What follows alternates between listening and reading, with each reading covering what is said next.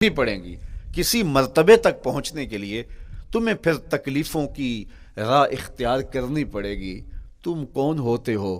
میرا محبوب ہو تو تکلیفیں وہ بھی اٹھائے، دو جہاں کا مالک ہو اور طائف کے بازاروں میں اس کے پاؤں پہ بھی پتھر پڑیں، اور کونین کا سردار ہو اور ان کے اوپر اوجری ڈال دی جائے، کائنات کا مالک ہو اور ان کو مکے کی گلیوں کے اندر ان کے گلے میں عقبہ بن نبی معیط کپڑا ڈالے اور تاؤ دے، تو کیا ان مشکلات سے تم بچ سکتے ہو؟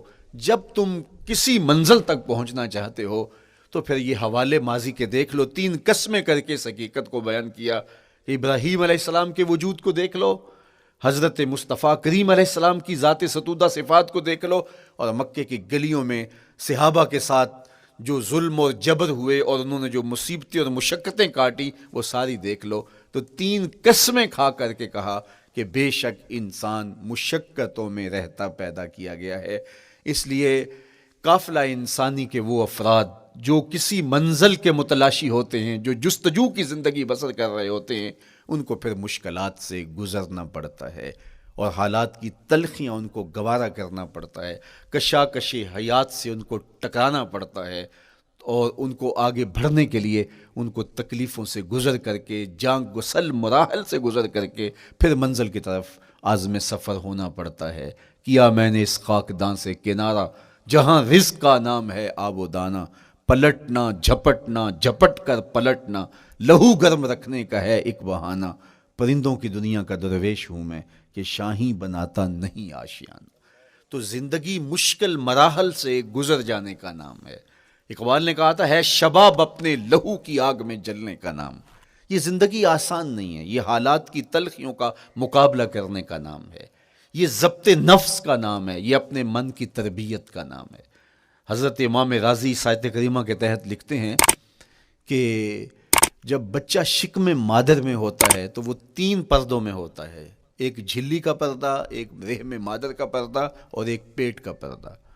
تو 3 پردوں میں وہ بیچارہ بڑی عجیب سی حالت میں ہوتا ہے۔ یہ اس کا پہلا مرحلہ ہے تخلیق کے بعد، اس کے بعد پیدائش کا دوسرا مرحلہ ہے، یہ زچہ بچہ دونوں کے لیے موت و حیات کے مرحلے ہوتے ہیں۔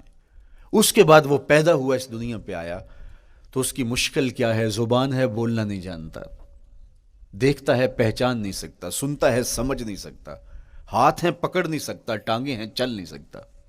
کتنی مشکل بن گئی، یہ سب کچھ چیزیں ہونے کے باوجود بھی وہ بے بس دکھائی دیتا ہے، اس کو دودھ مانگنے کے لیے بھی رونا پڑتا ہے۔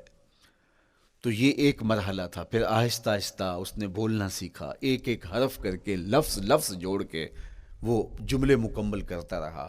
آج تو زبان کا طوطی بولتا ہے، آج تو بات کریں تو جو ہے وہ ماحول تھم جاتا ہے، لیکن انسان ذرا پلٹ کے آغوش مادر میں تیری ماں نے ایک ایک حرف تجھے سکھایا تھا، ایک ایک لفظ تجھے سکھایا تھا، لفظ لفظ کر کے، حرف حرف کر کے جملے بنے، اور آج تیری گفتار کی شوخی کے تذکرے زمانے میں ہیں، تو پھر تجھے بولنا سکھایا۔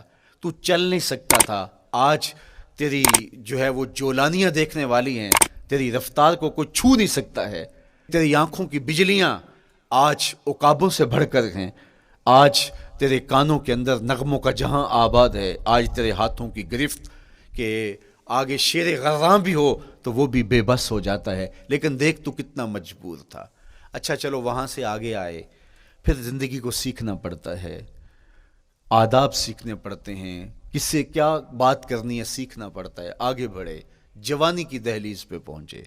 جوانی انسان کی زندگی کا باقپن ہوتا ہے، عروج ہوتا ہے، اللہ اکبر، لیکن جوانی کو تقدس معاب رکھ کے منزل تک پہنچانا یہ سب سے مشکل مرحلہ ہوتا ہے، چونکہ جذبات بے قابو ہیں، خواہشیں آوارہ ہیں، اور تا حد نظر نظارے ہی نظارے جو دل کو کھینچتے ہیں۔ اب اپنے تقدس کو جو شخص محفوظ رکھے، کائنات میں سب سے قیمتی جوہر حضرت انسان کا اس کی عصمت کا جوہر ہے، اور سب سے حسین چہرہ وہ ہے جو جنسی کالک سے اپنے آپ کو بچا لے۔ تو جوانی ہو، باقپن ہو، اور پھر اپنی خواہشات کو بے قابو نہ